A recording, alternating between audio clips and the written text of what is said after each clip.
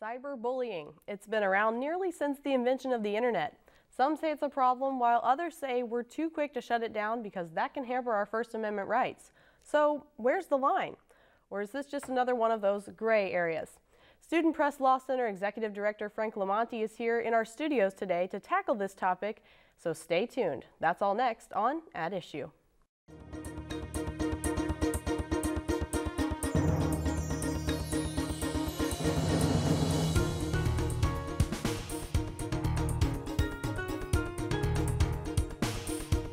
Bullying is a prevalent topic in the media today and in the lives of many. The recognition of it has been increasingly more common over the last decade, and the discussion about it grows exponentially as well. Today we're taking bullying to the internet, where a new breed of conflict has been created. Cyberbullying is generally considered any kind of bullying that happens on the internet. We'll talk more about that definition in just a minute, but discussions about the cyberbullying are ever prevalent in the news media, in classrooms, and beyond in today's society. It's raising questions like, are we doing enough? Are zero tolerance policies really the answer? And many more. Today we have Student Press Law Center Executive Director Frank Lamonti in the studio with us today. Thanks for joining me, Frank. Thanks for having me, Kate. I really appreciate that. And first, can you tell us about your background and about the Student Press Law Center for those that aren't familiar with it? Sure, yeah. So, well, for me, I'm on about my third career here at the Student Press Law Center. I spent about 13 years working as a reporter and editor and columnist at daily newspapers, mostly in Florida and in Georgia. After that, turned to the law, went into the legal profession, and was a practicing attorney down in Atlanta at a law firm there for a number of years before this opportunity came along. And since January of 2008, I've been the executive director. Student Press Law Center, it's a nonprofit organization. It's based right outside of D.C. in Arlington, Virginia, and it was set up in 1974. The whole idea was to sort of have a central location of legal information and guidance and research in support of people working in the student media. So we have, the way most people encounter us is we have a free attorney hotline where if people are doing anything at all in journalism, broadcasting, online publishing, they can call and they can talk to a media lawyer to get information about their rights. If it's a tough problem, we can refer people out to one of our volunteer attorneys around the country. And then we also publish a lot of educational materials about the law of the First Amendment and gathering news so that people can inform themselves and protect their own rights. Okay, and so this is for students in any type of schooling? Is it all the way up to universities, down to high schools, or is there a specific limit on that? It is. We will serve anybody who's from middle school to graduate school, and the questions tend to cluster basically from high school and college students, and they run the range from people calling about censorship and First Amendment rights to am I about to commit libel, am I about to commit copyright infringement, do I have a right to these public records or to get into this public meeting, and we'll help with all of that. Okay, so it's great to have a resource out there, especially when people work in organizations that don't have, the law staff on hand. That's the idea. For school. Yeah. So, okay. Well, we thank you for joining us, and we're talking about cyberbullying, of course. And do you want to give us your definition of that first? Because there's probably a legal definition, and there's probably kind of the slang definition. Yeah, that's tough, right? I mean, the legal definition is probably more like 16 legal definitions, right. Depending on what state and what lawyer you ask. I mean, I think, right, bullying sort of naturally implies that it is a stronger person or a person in some position of power who's using their will to impose their will on a weaker person to make them feel powerless, basically. I think that's the foundational definition of bullying. And so that's the classic playground bully situation that we're accustomed to, where people gang up on a weaker kid or do something to physically harm or humiliate and embarrass a weaker kid. When you translate that to the internet, I think the same principles really apply. Basically, it is, am I using the internet in such a way that I'm picking on a weaker, more vulnerable person to try to kind of play on and exploit their vulnerabilities in a way so as to inflict pain and harm on them. Sure, and that's kind of more now a 24/7 medium when you move to the internet as well. Is that correct? Sure. I mean, that's one of the things that I think is causing people a lot of anxiety is the idea of the pervasiveness of the internet and this notion that bullying follows you home. And while I think that's certainly true, and it's certainly terribly worrisome when we read about these heartbreaking cases where a kid has been damaged to the point that he or she feels they have no choice but to take their own life. That is, it is heartbreaking to all of us. It's a tragedy, but you do have to be careful about making public policies and enacting laws in a spirit of emotional distress in a climate of tragedy like that, because sometimes that leads to overreactions and bad policymaking. Okay, and you've said you wrote an article called "Zero Tolerance for Online Bullying Can Hamper Free Speech," so that kind of leads me to that too.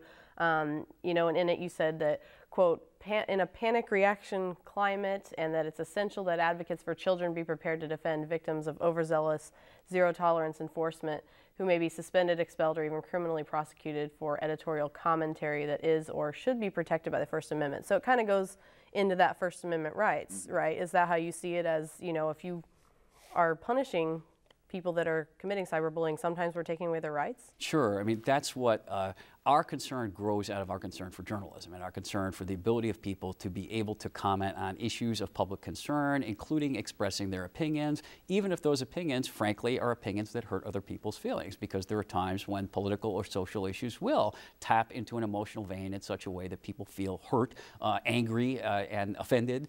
But the First Amendment has always protected the ability to say things that might offend delicate listeners. And so we want to be very, very clear that any policy about bullying leaves what the Supreme Court has called breathing space. That's the term the court has always used in the context of the First Amendment, so that a person who is an innocent, well-meaning speaker doesn't wind up getting swept up in that bullying dragnet because they've just said something about a political or social issue that maybe causes another person to feel distressed. Okay, and so, you know, is there a line before you cross from free speech into flat-out bullying, or language that needs to be removed or punished? Sure.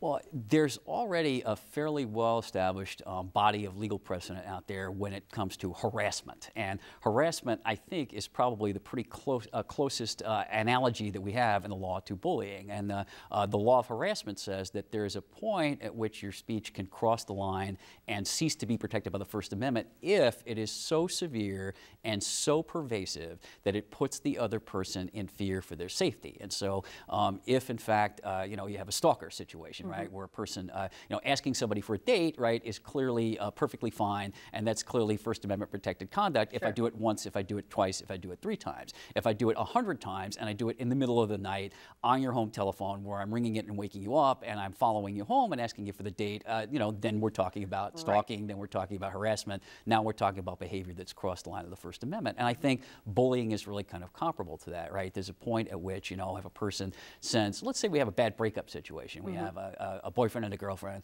who have a bad breakup, it's totally understandable that the girlfriend might send a text message to the boyfriend that says, I hate you, right? I mean, that's, you know, in a moment of emotional distress, she may express that. And, you know, that's totally fine, and really she probably needs to be able to vent her feelings in that emotional moment. And as long as she doesn't do it the 3rd time, 4th time, 5th time, 6th time, 7th time in the middle of the night in a relentless way where she's been told that this is unwelcome and she's been asked to stop, then she probably needs to stay within the boundaries of the First Amendment. Okay, so that's where kind of the First Amendment and bullying get connected. When it becomes severe and pervasive, I think that's where the line needs to be drawn. Okay, and so there are states out there that are trying to enact policies and laws about this kind of thing, right? Yes. What are some of the experiences you've had, or some of the research you've read or been involved with involving this? So one of our jobs has become tracking the progress of this cyberbullying legislation and regulations around the country. There are in the neighborhood of 35 states now that have got some explicit mention of cyberbullying in their statutes. And there are a number of others that, even if they don't use the term cyber in so many words, the bullying prohibition in their law has been interpreted as also extending to or also applying to the internet. So really it's the vast majority of jurisdictions today have got some kind of a legal prohibition where schools can get involved, and at times law enforcement can get involved. I think those are the ones that are most concerning to us. Probably North Carolina is the example of the one that is of greatest concern to us, where last year they enacted a law which frankly went under the radar and didn't get widely publicized or noticed until it was signed into law. But what it says is, if a student in a school in North Carolina goes online and uses the photograph or image of a school employee in such a way that it ridicules the employee with the intent to torment them, and that's the language used in North Carolina, intent to torment, then that not only is something that can be punished by school discipline, but it is a crime for which you can be arrested and go to jail in the state of North Carolina. And that's really an extraordinary thing in American policy, to say that you could be jailed for your speech. I mean, we almost never, absent a threat of violence, you know, I'm going to blow up the president or something, we almost never let people be jailed for their speech. And certainly it's, I think, unprecedented in American law to single out a class of people and to say, only students may be criminally prosecuted for speech that would be constitutionally protected if an adult said it, or if it was said about somebody other than a school employee. So they've literally created this special protected category only for school employees and only for speech by students. The state of Indiana actually had a wannabe bill that was attempting to join North Carolina, but that bill was voted down this past session, we think rightly so, by a combination of people concerned about the First Amendment and also, frankly, by some very well-meaning school officials who said, we're not sure we want this level of authority. We're not sure we want to see people going into court just because they played a prank or they may have taken a joke too far. Okay. So really what we're looking at here is, you know, we're talking social media, we're talking all kinds of varieties of internet, chat rooms, you know, anything like that, right? So why is it that, you know, we should care? I mean, I guess what I'm saying is, how does it trickle down, or does it? Sure. Well, I think there's two concerns. The first is, and the reason that people like the Student Press Law Center care, is because there's only one First Amendment, right? And if we start rewriting the rule book and changing the standards for the First Amendment, that has spillover effect, not just to what kids say on Facebook, not just to what kids say when they're text messaging each other, but to all student speech. If you start lowering the bar and lowering the threshold, then the student who is doing something as a journalist, as an editorial commentator, as an artist, as a musician, maybe even as a whistleblower, right, who's bringing complaints to the attention of the public, that student sees his or her rights reduced as well. That's really our nightmare scenario. Our nightmare scenario is, what happens if a state passes a law which says that schools can control what students say off campus to the same extent that they can control what they say on campus? Well, we know from our own experience at SPLC that unfortunately many schools misuse their on-campus authority to censor student speech just because students want to complain about conditions at school. They want to bring to the attention of the public that our classes are overcrowded, there are gangs in our school, there's a drug problem in our school, there's hazing among our athletic teams. All those kinds of things have been subjects of school censorship when said on school grounds during school time. But we need to have some safe place where students can be whistleblowers and can bring that kind of problem to the attention of the public. And so our nightmare is, what happens when the principal, who is given the same amount of authority over off-campus speech as on-campus speech, brings you into the office and says, not only are you not to print the hazing article in the student newspaper, you're also not to speak to a local television station, you're not to go to the school board, you're not to write a letter to the editor of the newspaper, because I have control over your off-campus speech as well. That's a problem. Okay, so that's where you're saying you're getting into the unconstitutional territory, and that's what your group is fighting for? Sure. I mean, I think everybody agrees that when you're talking about attacks on vulnerable individual students, that there needs to be some degree of protection. But as we saw in North Carolina, their law has nothing to do with students at all. In fact, their law doesn't protect students whatsoever. It protects only school employees. That's the kind of law that's at high risk of being misused as a tool of censorship rather than as a true and genuine protection of people who are vulnerable and prone to suicide. Okay, and so what are people on the other side of the issue saying? You know, what are you up against? So I think, you know, what we're up against really is a lot of phobias, some well justified and some less well justified, about the power and the reach of the internet. You know, an awful lot of the policy making is being driven by the individual cases like the horrible, heartbreaking case of Phoebe Prince up in New England, who committed suicide after having been bullied by her classmates. We read about those stories. They occupy the headlines. They become a media sensation. And people rightly feel, this is wrong, there has to be something done about it. We don't want to feel powerless, we don't want to feel helpless, we want to intervene and protect vulnerable kids. Everybody does. The problem is that sometimes in your rush to do something, you know, just as we saw after 9/11, many times you trample on the Constitution in your rush to respond to a crisis, and you don't think through all the implications until it's too late. You know, in my jurisdiction where I live in suburban Virginia, we had 2 young people within about 18 months of each other commit suicide, take their own lives, not because they were being bullied, but because they were being disciplined under a zero-tolerance disciplinary system, and they were being brought up on very serious disciplinary charges for very minor acts of misconduct. They felt like my life is over, I'm being kicked off my sports team, my college prospects are done, I have nothing to live for anymore. And these two young men each took their own lives. And so we have to recognize that when we start making more and more things punishable by suspension and expulsion, that has costs too, including some really dire human costs. Okay, so what do you think are the roles of the different parties in this to come out with a fair solution, I guess I'd say?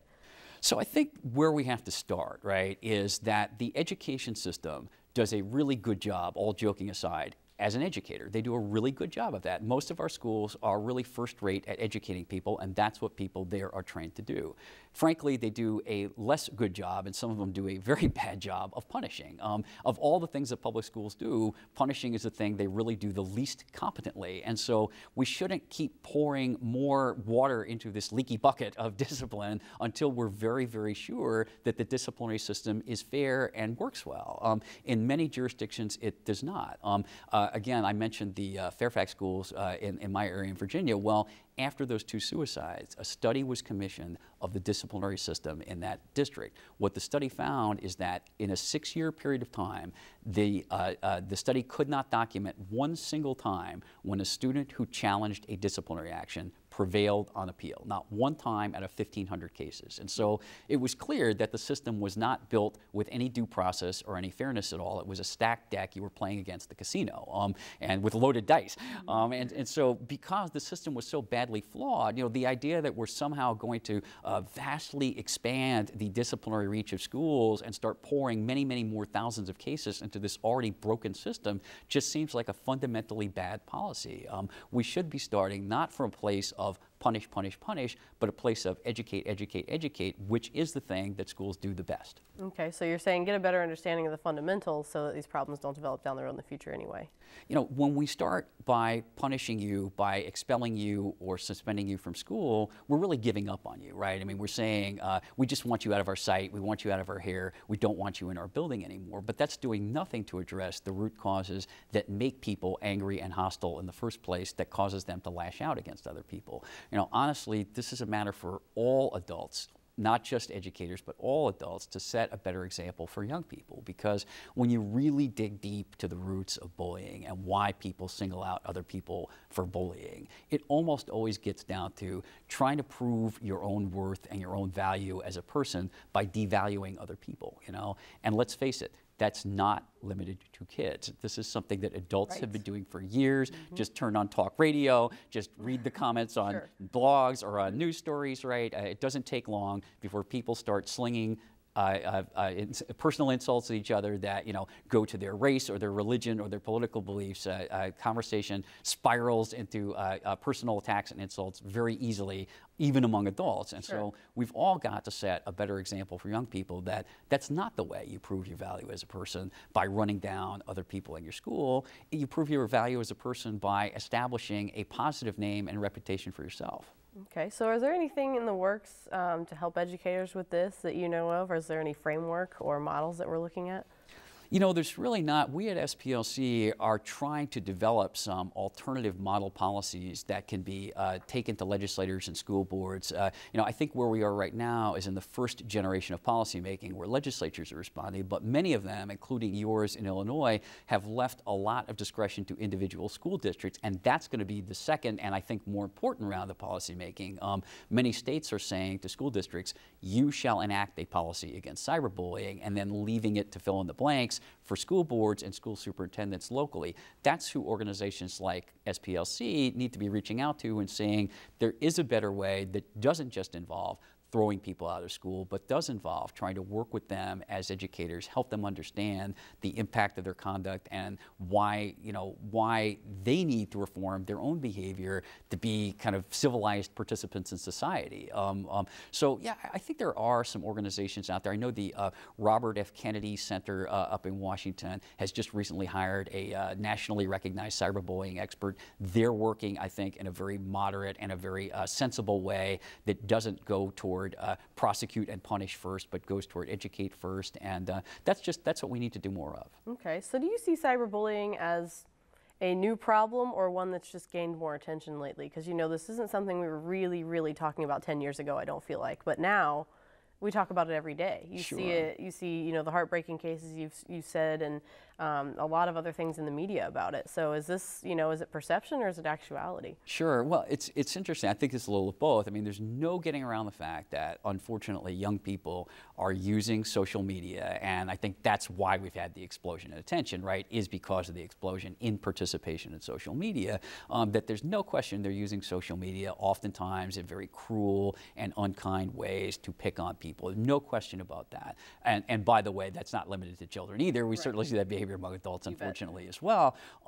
But we do live in kind of a media echo chamber as well. And so regrettably, some of the individual stories about the deaths of young people get repeated over and over again to where they sort of take on a myth all their own. The Phoebe Prince case that I mentioned being one of them. There's a really great book out by Emily Bazelon, an author who works for Slate Magazine and is a law professor, called Sticks and Stones. Emily just has published this book really looking back at focusing on that Phoebe Prince case in New England. And one of the things that she found is, contrary to the media narrative that accompanied that case, there was actually incredibly little cyberbullying that went on in this case. There was some bullying that went on face-to-face, but actually she was able to document almost no cyberbullying activity, and certainly not to establish a cause and effect between cyberbullying and the student's death. What she was able to establish was that there was a stronger cause and effect between untreated mental illness and the young person's death. And if we really want to deal with these horrible cases where people are losing their lives, it's through better mental health that will ultimately address that, and address that in the most effective way, because almost nobody just commits suicide because of something that they read on Facebook. There's almost always an underlying history of mental illness and depression that has gone inadequately treated, as was the case in the Phoebe Prince case. And until we address those underlying mental health issues, we're really not going to solve that problem. Okay. Do you see media playing a role in all of this in any way, shape, or form, coming in the past and coming up in the future? Yeah, I do, and I really hope that reporters will take a little bit longer and more nuanced and more subtle look at this, so as not to just be fanning flames of hysteria. You know, and one of the things that understandably happens when you're a legislator or a school board member is you're hounded by these headlines and editorials and TV cameras, people saying, when are you going to stop cyberbullying? What are you going to do about this? And necessarily you feel like you have to throw the book at this so that you can say, look, I did everything I possibly could. And it's a very hard response to say to a TV camera, well, here's what I'm going to do. I'm going to put my arm around this kid, I'm going to take him aside, and I'm going to have a very stern conversation with him about his future and about why he should be a nicer person, right? That doesn't satisfy our desire to see people locked up with, you know, busting rocks, right? Sure. There's a desire for vengeance that people want to see people harshly punished, even if that's not educationally justifiable or effective in addressing the behavior. And so I think, yeah, I hope that the media, with the publication of books like Sticks and Stones and other research that's starting to come out that's really casting doubt on whether this lock them up and throw away the key approach is really successful, I hope the media will kind of take a deep breath, take a step back, look at this issue with more subtlety, and recognize that there are trade-offs being made, there are rights being lost, there are maybe intrusions into people's private lives that really are better dealt with by parents and by families and not by government. Okay. Well, we have a few minutes left here, and so I'll kind of close with one final question I have for you. You know, cyberbullying, of course, is a terrible thing that's happening to people, but is there a way that you can slow down or stop cyberbullying without taking away First Amendment rights? I mean, the two are kind of oil and water. So how does that work? How can we come up with a solution without taking away people's First Amendment rights? Sure. Well, you know, the First Amendment is only triggered when the government does something punitive to you. Mm-hmm. So if the government expels you from school or imposes a long suspension from school, then that triggers the protection of the First Amendment. But if the government simply educates you, that's not a violation of your First Amendment rights. A conversation is never a violation of your First Amendment rights. So taking you aside, counseling you, bringing your parents in. I just can't stress that enough, that involving families who, after all, are the people most responsible for what you do at night and on the weekend and during summer vacation, and not the school. Involving the people in your lives in a conversation rather than in punishment is not only the most constitutionally sound way, but I think the most educationally sound way as well. Nobody has ever been suspended into being a nicer person.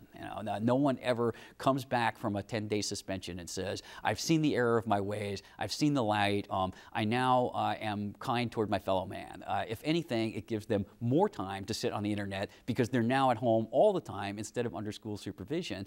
And we know for a fact that what it does is it sets people on the road to failure. I mean, it's very well documented now. You've probably heard the phrase, the school to prison pipeline.